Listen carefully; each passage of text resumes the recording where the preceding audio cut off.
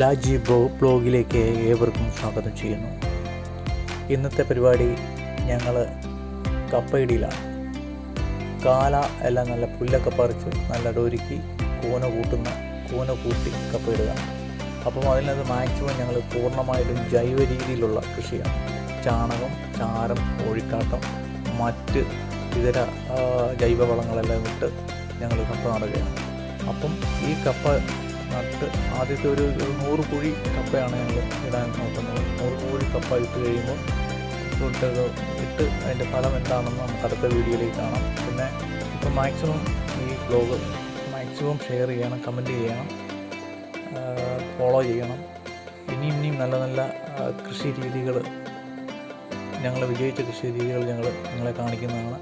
അപ്പോൾ മാക്സിമം നിങ്ങൾ ഈ വീഡിയോ കണ്ടിട്ട് നല്ല നല്ല കമൻറ്റുകൾ, നല്ല കൃഷി രീതികൾ ഒന്ന് കമൻറ്റ് ചെയ്യണം കേട്ടോ. അപ്പം എല്ലാവർക്കും നന്ദിയുണ്ട്, നമസ്കാരമുണ്ട്. ഈ വീഡിയോ കാണുന്നവർ എല്ലാവർക്കും നന്ദിയുണ്ട്, നമസ്കാരമുണ്ട്. പൂർണ്ണമായിട്ടും ജൈവ രീതിയിലുള്ള കപ്പ കൃഷിയാണ് ഞങ്ങളിപ്പോൾ നടത്തുന്നത്. പൂർണ്ണമായിട്ടും, അത് സത്യമായി പറയുന്നത് പൂർണ്ണമായിട്ടും ജൈവ കൃഷിയാണ്.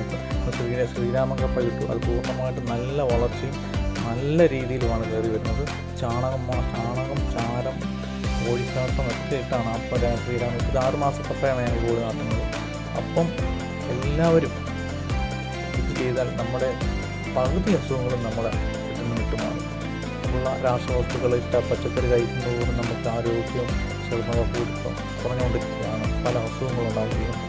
ഇപ്പം നമ്മുടെ വീട്ടിൽ തന്നെ ഉള്ള കഴിച്ചു തോന്നുന്ന നല്ലൊരു വളം ചാണകപ്പൊടിയാണ്. ചാണകപ്പൊടി, കോഴിക്കാട്ടമാണ് കോഴിക്കാട്ടം.